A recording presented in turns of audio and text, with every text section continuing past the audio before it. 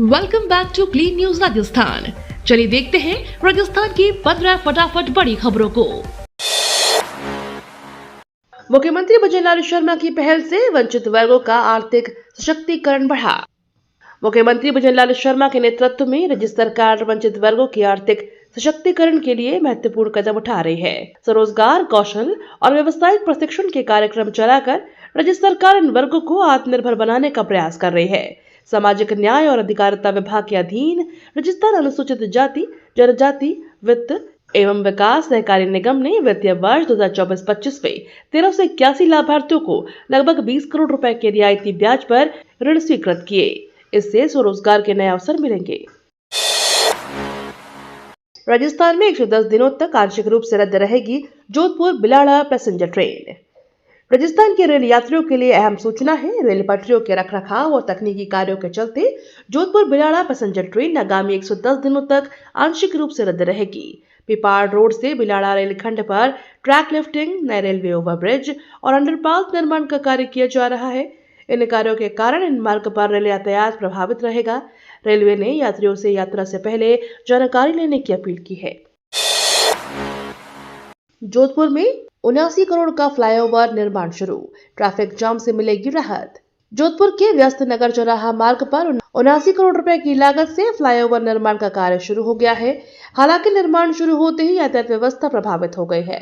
Police थाने से पाल बालाजी मंदिर की ओर जाने वाले मुख्य मार्ग पर बैरिकेडिंग के कारण सड़क संकरी हो गई है, जिससे दिन भर जाम की स्थिति बनी रहती है। प्रशासन का दावा है कि फ्लाईओवर निर्माण पूरा होने के बाद क्षेत्रवासियों को ट्रैफिक जाम से बड़ी राहत मिलेगी। राजस्थान में 2330 करोड़ की परियोजना, बीसलपुर सरदा तक पहुंचेगा चंबल का पानी। राजस्थान में जल संकट के समाधान की दिशा में बड़ा कदम किया जा रहा है। राम जल सेतु लिंक परियोजना के तहत चंबल नदी पर 2.3 किलोमीटर लंबे जल सेतु का निर्माण तेजी से जारी है। यह परियोजना संशोधित पार्वती कालेसिन चंबल लिंक योजना का हिस्सा है। इस एक्वाडक्ट के निर्माण पर कुल 2330 करोड़ रुपए की लागत आएगी। इसे जून 2028 तक पूरा करने का लक्ष्य रखा गया है। परियोजना से बीसलपुर और इसरदा बांध तक पानी पहुंचाया जाएगा। घने बादलों से घिरा गुलाबी शहर, दिन में भी संध्या जैसा मौसम। गुलाबी शहर जयपुर में मौसम ने अचानक करवट ले ली है। शहर घने बादलों के आगोश में है, जिसमें सूर्यदेव के दर्शन नहीं हो पा रहे हैं और दिन में भी संध्या जैसा माहौल बना हुआ है। मौसम में बदलाव के चलते ठंड में इजाफा महसूस किया जा रहा है। मौसम विभाग ने प्रदेश के कई हिस्सों में आंधी और बारिश का अलर्ट जारी किया है। 22 से 24 जनवरी के बीच पश्चिमी विक्षोभ के सक्रिय होने से मावठ की बारिश की संभावना बताई जा रही है। 22 जनवरी को किसान करेंगे उग्र आंदोलन, मांगों को लेकर दिया अल्टीमेटम। जैसलमेर के मोहनगढ़ में किसानों ने अपनी 3 सूत्रीय मांगों को लेकर पंचायत आयोजित की। अमर शहीद राजेंद्र सिंह के स्मारक स्थल पर हुई इस पंचायत में सैकड़ों किसान शामिल हुए और सरकार के प्रति रोष जताया। बैठक में आगे की आंदोलनात्मक रणनीति पर चर्चा की गई। इसके बाद किसानों ने जिला कलेक्टर के नाम थाना प्रभारी को ज्ञापन सौंपा। किसानों ने साफ चेतावनी दी है कि यदि उनकी मांगे नहीं मानी गई तो 22 जनवरी को उग्र आंदोलन किया जाएगा। जर्जर स्कूलों की शिफ्टिंग पर बिफरे विधायक, बच्चों की सुरक्षा पर उठाए सवाल। जर्जर भवनों वाले सरकारी स्कूलों को दूसरी जगह शिफ्ट करने की सरकारी आदेश का विरोध तेज हो गया है। दौसा विधायक के नेतृत्व में कांग्रेस कार्यकर्ताओं और ग्रामीणों ने जिला कलेक्टर को ज्ञापन सौंपा। ज्ञापन में स्कूलों को यथास्थान संचालित रखने और बच्चों की सुरक्षा को सर्वोच्च प्राथमिकता देने की मांग की गई। विधायक ने कहा कि बिना वैकल्पिक और सुरक्षित व्यवस्था के स्कूलों को शिफ्ट करना बच्चों की शिक्षा और सुरक्षा दोनों के लिए खतरा है। उन्होंने सरकार से फैसले पर पुनर्विचार करने पर मांग की। राजस्थान सरकार का बड़ा फैसला, इंडस्ट्रियल एरिया में होटल व कॉम्प्लेक्स निर्माण की छूट। राजस्थान सरकार ने औद्योगिकरण और रोजगार सृजन को बढ़ावा देने के लिए बड़ा तोहफा दिया है। अब औद्योगिक क्षेत्रों में इकाइयों को आवंटित भूखंडों पर होटल, वाणिज्यिक कॉम्प्लेक्स और आवास निर्माण की अनुमति दी गई है। रिको निदेशक मंडल ने इस प्रस्ताव को मंजूरी देते हुए आदेश जारी कर दिए हैं। इस फैसले से सिरोही जिले क्याबू रोड रिको औद्योगिक क्षेत्र में नई व्यवसायिक गतिविधियां शुरू होंगी, जिससे स्थानीय युवाओं को रोजगार मिलेगा और सरकार के राजस्व में भी बढ़ोतरी होगी। जयपुर विकास प्राधिकरण ने पीडब्ल्यूसी बैठक में 287 करोड़ के विकास कार्य मंजूर किए। जयपुर विकास प्राधिकरण की पीडब्ल्यूसी बैठक में शहर के विकास को आगे बढ़ाने के लिए 287 करोड़ रुपए के विभिन्न परियोजना प्रस्तावों को मंजूरी दी गई। इन विकास कार्यों में सड़क सुधार, पार्क, जल आपूर्ति, नालियों और अन्य आधारभूत ढांचे के सुधार शामिल हैं। जेडीए अधिकारियों ने कहा कि स्वीकृत परियोजनाओं का उद्देश्य शहर वासियों की सुविधा बढ़ाना और शहर के बुनियादी ढांचे को मजबूत करना है। कार्य जल्द शुरू कर दिए जाएंगे। राजस्थान से एमपी तक बनेगा ग्रीनफील्ड एक्सप्रेसवे, 75 किलोमीटर दूरी होगी कम। राजस्थान से मध्य प्रदेश के बीच सड़क कनेक्टिविटी को लेकर बड़ा प्रोजेक्ट प्रस्तावित है। कोटा से एमपी के सागर विदिशा तक 16,000 करोड़ रुपए की लागत से ग्रीनफील्ड एक्सप्रेसवे बनाया जाएगा। इस एक्सप्रेसवे के निर्माण से कोटा से विदिशा की दूरी करीब 75 किलोमीटर तक कम हो जाएगी। इससे न सिर्फ यात्रा का समय घटेगा, बल्कि व्यापार, उद्योग और क्षेत्रीय विकास को भी बढ़ावा मिलेगा। आने वाले वर्षों में यह मार्ग दोनों राज्यों को और मजबूती से जोड़ेगा। राजस्थान की 1102 शराब दुकानों को राहत, 500 मीटर आदेश पर सुप्रीम कोर्ट की रोक। राजस्थान की 1102 शराब दुकानों पर सुप्रीम कोर्ट से बड़ी राहत मिली है। शीर्ष अदालत ने राजस्थान हाई कोर्ट की जोधपुर बेंच के अंतरिम आदेश पर स्टे लगा दिया है। हाई कोर्ट ने नेशनल और स्टेट हाईवे से 500 मीटर के दायरे में शराब दुकानों को हटाकर स्थानांतरित करने के निर्देश दिए थे। इस आदेश में नगर निगम और शहरी स्थानीय निकाय क्षेत्रों की दुकानें भी शामिल थीं। सुप्रीम कोर्ट के फैसले से फिलहाल दुकानदारों को राहत मिली है। अजमेर दरगाह में मंदिर का दावा, सर्वे याचिका कोर्ट ने दी मंजूरी।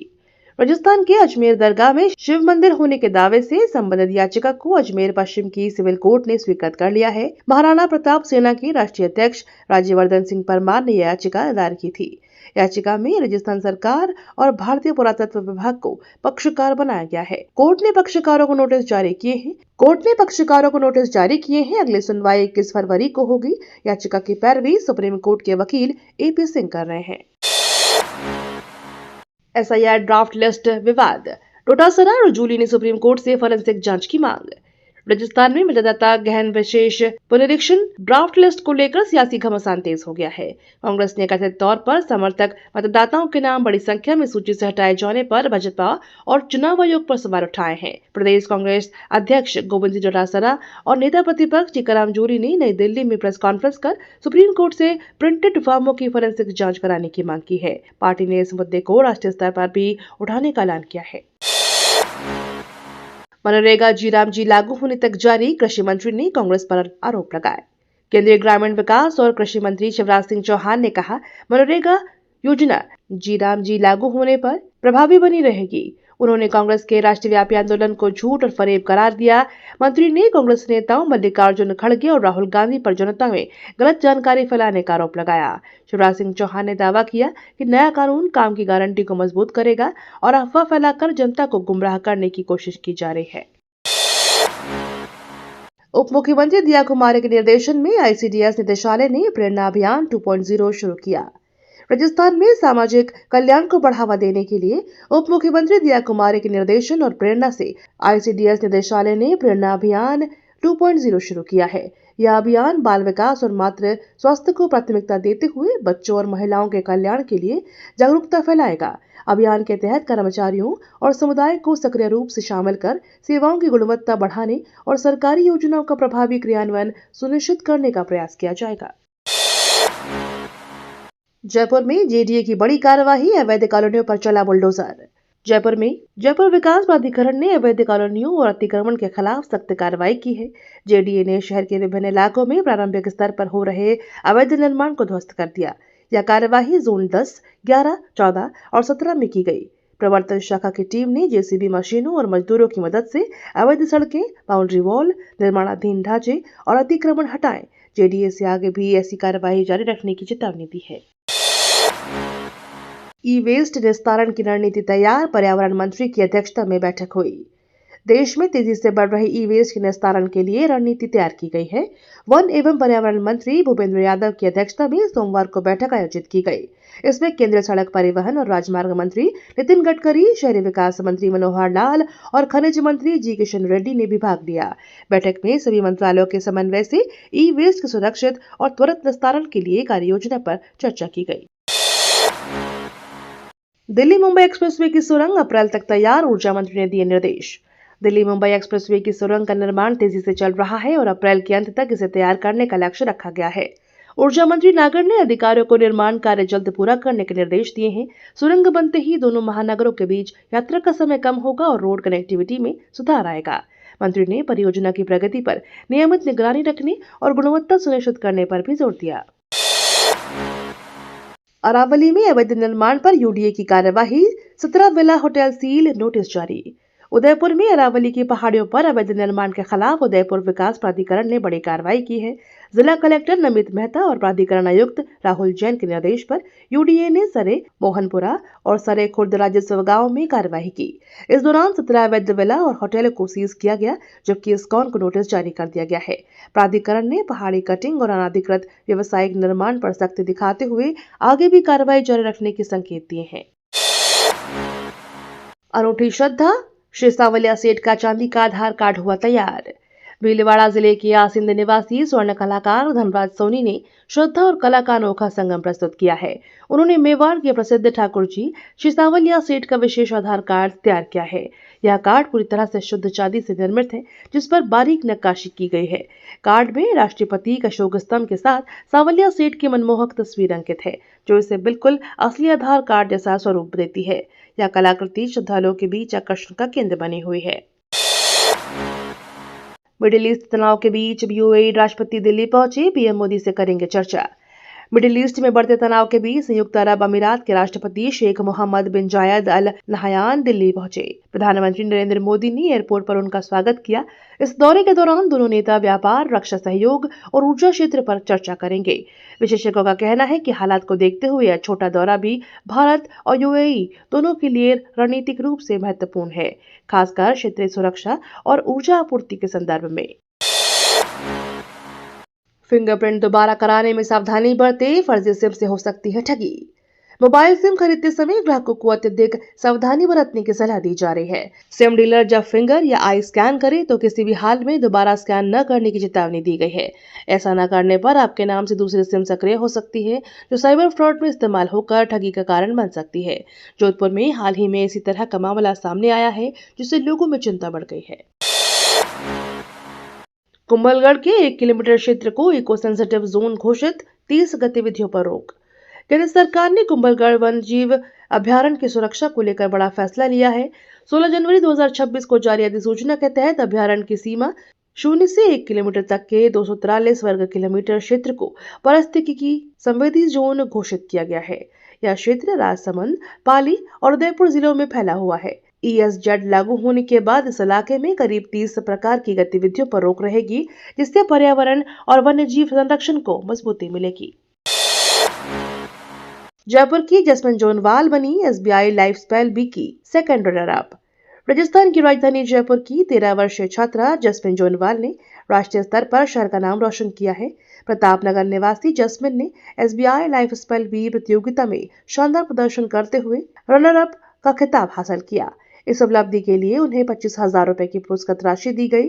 जसमिन राकेश जोनवाल की पुत्री है, जो सांगानेर क्षेत्र की रहने वाली है। प्रतियोगिता में अभिक अग्रवाल ने स्पेल मास्टर ऑफ इंडिया का खिताब जीता।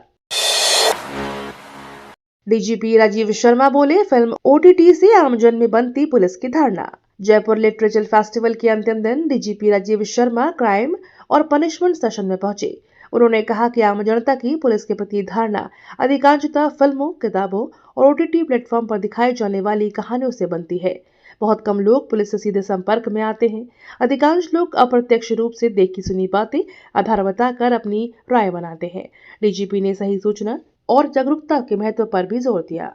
ये तो थी राजस्थान की बड़ी खबरें। रोजाना सबसे पहले अपडेट पाने के लिए क्लीन न्यूज राजस्थान को अभी सब्सक्राइब करें।